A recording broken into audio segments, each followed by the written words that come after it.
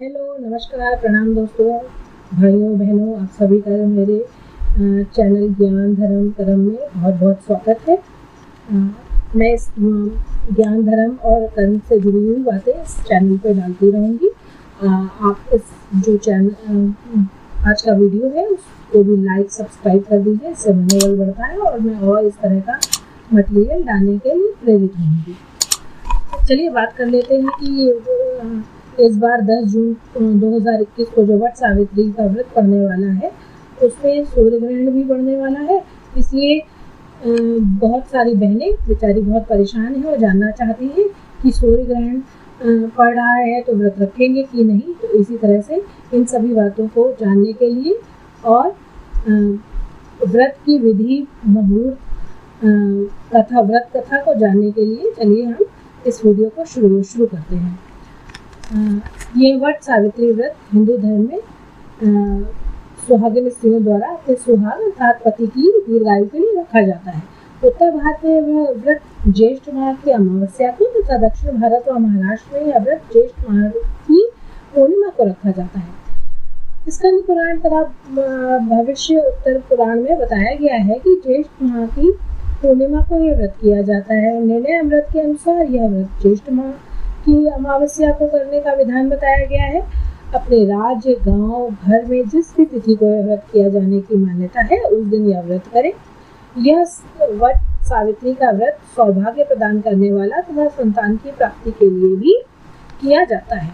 हर सुहागिन स्त्री के लिए बहुत महत्वपूर्ण है कि वह यह व्रत अवश्य करें। व्रत को करते समय सावित्री जैसा ही अटल विश्वास रखें कि आपको सौभाग्य की प्राप्ति होगी, संतान तथा सुख मिलेगा। देखिए, हमेशा ये कहा जाता है कि अगर आप जैसी ही मन में दृढ़ विश्वास करते हैं तो उस वस्तु को अवश्य पा लेते हैं।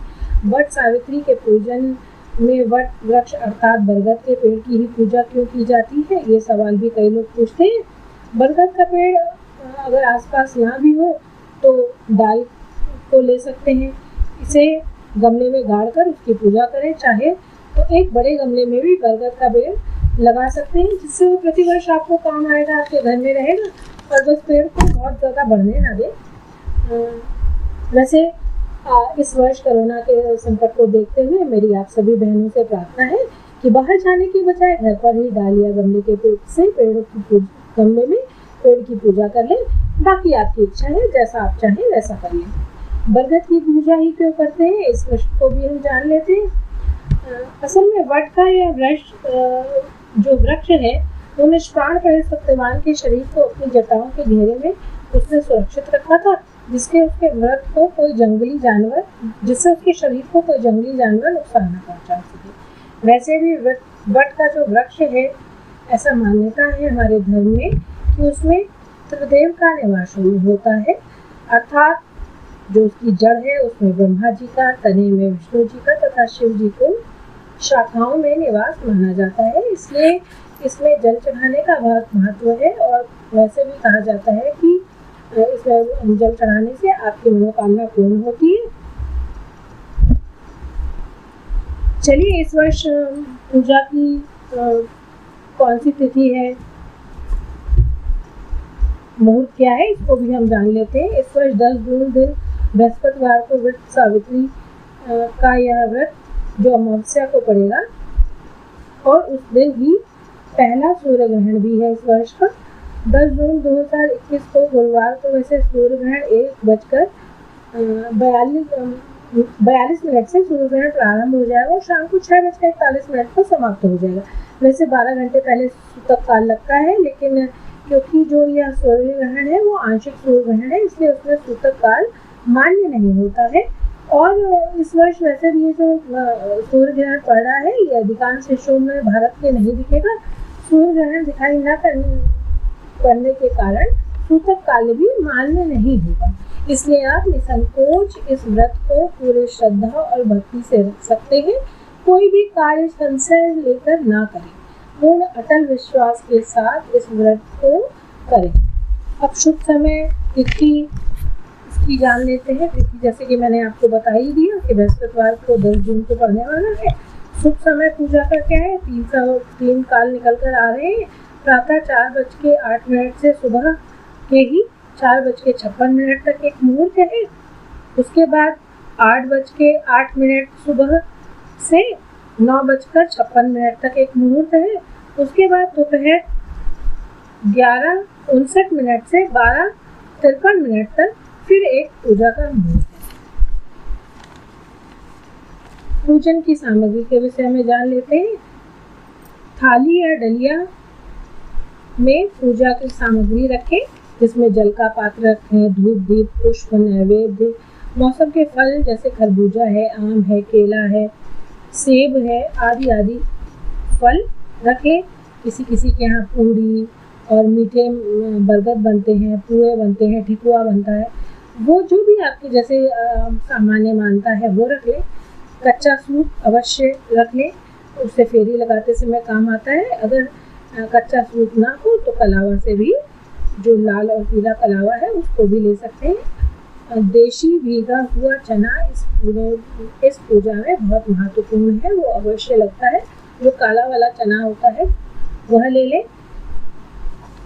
सुहाग की पिटारी में सुहाग का सामान रखें, जैसे बिंदी है, चूड़ी है, सिंदूर है, बिछिया है, आपको जो भी रखना है 5 से 7 वस्तुएं अवश्य रखें। किसी किसी की श्रद्धा होती है तो वस्त्र भी रख लेता है, जैसे साड़ी है, चुनरी है, ये भी रख लेता है, जैसी आपकी श्रद्धा हो। उसके साथ ही दान के लिए सीधा भी निकाला जाता है, जैसे आटा, चावल, दाल, जैसे भी आप करते आ रहे हैं वो भी निकाल लीजिए। अब पूजन की विधि क्या है? पूजन की विधि ये है कि नित्य कर्म से निवृत्त होकर उस दिन स्नान कर ले, स्वच्छ साफ सुथरे लाल पीले रंग बिरंगे वस्त्र पहन ले, काला और नीले का थोड़ा परहेज रखें, 16 श्रृंगार करें। अब वृक्ष या गमले के पास बैठ जाएं, जल के कलश पर चावल रखकर एक दीपक प्रज्वलित कर दें। गणेश जी की स्थापना हो गई। उसके साथ ही बगल में ही गौर भी रख लें। कहीं कहीं पर ब्रह्मा जी और सावित्री और सत्यवान की मूर्ति भी रखने का विधान है। रिवाज चल रहा है, वह जैसा हो वैसा कर लें, जैसा आपका परिवार में है, जैसी आपकी परंपरा है वह भी रख लें। अब वट वृक्ष की जड़ में जल चढ़ा दें। कलश पर, गौर पर, रखी हुई मूर्तियों पर सब पे जल छिड़कें। रोली, सिंदूर, अक्षत, पुष्प चढ़ाएं, फल नैवेद्य चढ़ाएं, सुहाग का सामान चढ़ाएं, भीगे चने चढ़ाएं और धूप दीप दिखा दें। अब सती माँ सावित्री की कथा पढ़ें। फिर कच्चे सूत या कलावा से हाथ में पकड़े और एक सिरा वट वृक्ष के तने में लपेट दें। दूसरा सिरा अपने हाथ में रखकर 3, 7, 11, 21, 51, 108 जितनी आपकी श्रद्धा हो उतनी परिक्रमाएं लगाएं। परिक्रमा लगाते समय मन ही मन सौभाग्य, धन, धान्य तथा संतान प्राप्ति की प्रार्थना करते हुए परिक्रमा लगाएं और वापस बैठ जाएं। कच्चे सूत की माला एक गौ को अर्पित करें, दूसरी खुद पहन लें। कई जगह 12 लड़की कच्चे सूत की माला बनाते हैं, जो एक गौ पर अर्पण करते हैं, एक स्वयं धारण करते हैं। अब सुहाग का सामान, बायन, कुछ दक्षिणा उसमें रखें। उसे सास को पैर छूकर देने की परंपरा है। कहीं कहीं मालिन को देने की परंपरा है। अगर मालिन नहीं है और सास भी नहीं है तो ब्राह्मणी को भी देने की परंपरा है। किसी सुहागिन स्त्री को भी दे सकते हैं। जैसा आप करते आ रहे हैं वैसा कर सकते हैं। पूजा की समाप्ति पर पति की लंबी आयु और आरोग्य की प्रार्थना करें। घर की सुख समृद्धि और शांति की प्रार्थना करें। पूजा में किसी भी प्रकार की त्रुटि हो गई है ऐसा मानकर क्षमा याचना करें। हमारा कल्याण हो ऐसी प्रार्थना करें। व्रत खोलते समय सबसे पहले चना को ही निगलना, वैसे कहीं कहीं निगला जाता है और कहीं कहीं उसे खाया जाता है। जैसा आपका रिवाज है वैसा करें। चलिए अब सावित्री व्रत की कथा हम सुनते हैं। इस कथा का आप पूजन करते समय सुने। प्राचीन काल की बात है। मध्य देश में अशोकति नामक धर्मपरायण सत्यनिष्ठ राजा राज्य किया करते थे। उनकी कोई संतान नहीं थी। 18 वर्षों के यज्ञ के पश्चात देवी सावित्री प्रसन्न हुई। उन्होंने राजा को कन्या प्राप्ति का वर दिया। कन्या के जन्म पर राजा ने उसका नाम सावित्री रखा। सावित्री पितृगृह में शुक्ल पक्ष के चांद के समान बढ़ने लगी। सावित्री रूपवान गुणवान युवती थी। जब सावित्री के पिता ने एक दिन सावित्री से कहा कि पुत्री, अब तुम विवाह योग्य हो गई हो, अब स्वयं अपने लिए सुयोग्य वर की खोज करो। पिता की आज्ञा मानकर सावित्री योग्य मंत्रियों के साथ स्वर्ण रथ पर बैठकर यात्रा के लिए निकल पड़ी। कुछ दिनों तक तपोवनों, तीर्थों, नगरों में भ्रमण करने के बाद वह अपने राजमहल में लौट आती है। जब वह अपने पिता के सम्मुख उपस्थित हुई तो नारद मुनि भी वहां उपस्थित थे। दोनों को उसने प्रणाम किया। महाराज पशुपति ने सावित्री से उसकी यात्रा के विषय में पूछा तो सावित्री ने उत्तर दिया, पिताजी, तपोवन में निवास कर रहे धुमतसेन के पुत्र सत्यवान को मैंने मन से पति रूप में स्वीकार किया है। इतना सुनते ही नारद जी चौंक पड़े। बोले, राजन, सत्यवान के पिता धुमतसेन शत्रुओं के द्वारा पराजित हो वन में तपस्वी जीवन व्यतीत कर रहे हैं और अंधे हो चुके हैं। इसके साथ ही सत्यवान अल्पायु हैं तथा अब उनकी आयु 1 वर्ष ही शेष बची है। इतना सुनते ही राजा अशोकवती सोचने लग गए और बोले, बेटी, अब तुम पुनः यात्रा करके किसी अन्य सुयोग्य वर का वर्णन करो। सावित्री सती थी। बोली, पिताजी, सत्यवान अल्पायु हो या दीर्घायु, अब मैंने उन्हें पति रूप में वर्णन कर लिया है। अब मैं स्वप्न में भी दूसरे पुरुष का ध्यान नहीं कर सकती। सावित्री के दृढ़ निश्चय के आगे उनके पिता भी झुक गए तथा उन्होंने सावित्री का विवाह सत्यवान से कर दिया। ससुराल जाकर सावित्री ने अपने प्रेम तथा सेवा भाव से सास ससुर व पति का दिल जीत लिया। धीरे धीरे वह समय भी आ गया जिस दिन सत्यवान की मृत्यु निश्चित थी। सावित्री ने उसके 4 दिन पहले से ही निराहार व्रत शुरू कर दिया। उस दिन सास ससुर व पति से आज्ञा लेकर सावित्री पति के साथ वन में लकड़ी लेने गई। सत्यवान के पेड़ पर लकड़ी काटने को चढ़े ही थे कि अत्यंत तेज सिर में पीड़ा होने लगी। नीचे उतर आए। सावित्री बैठ गई और पति का सिर गोद में रख लिया, दबाने लगी। थोड़ी देर में ही सावित्री ने यमराज को सामने खड़ा पाया। यमराज बोले, तेरे पति का जीवन पूरा हुआ, मैं उसे लेने आया हूँ। इतना कहकर यमराज ने सत्यवान के शरीर से सूक्ष्म जीव को निकाला और दक्षिण दिशा की तरफ चल पड़े। सावित्री भी उनके पीछे पीछे चलने लगी। उसे पीछे आता देख यमराज ने कहा कि तुम यहीं तक अपने पति का साथ दे सकती हो, अब तुम यहाँ से वापस लौट जाओ। परंतु सावित्री बोली, पति का अनुकरण करना पत्नी धर्म है। यमराज के बहुत समझाने के बाद भी सावित्री उनके पीछे चलती रही।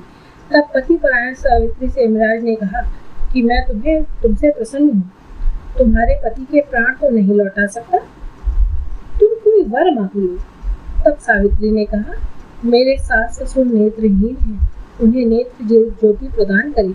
यमराज ने तथास्तु कहा और आगे चल दिए। सावित्री भी पीछे पीछे चलने लगी। यमराज ने पुनः वर मांगने को कहा। सावित्री ने वर मांगा कि मेरे ससुर को खोया हुआ राजपाट वापस मिल जाए। यमराज ने तथास्तु कहा और उसे लौट जाने को कहा, परंतु सावित्री अडिग रही। सावित्री की पति भक्ति दृढ़ निश्चय को देखकर यमराज ने उससे कहा कि तुम एक आखिरी वर मांग लो और वापस लौट जाओ। तब सावित्री ने सत्यवान के 100 पुत्रों की माता बनने का वरदान मांगा।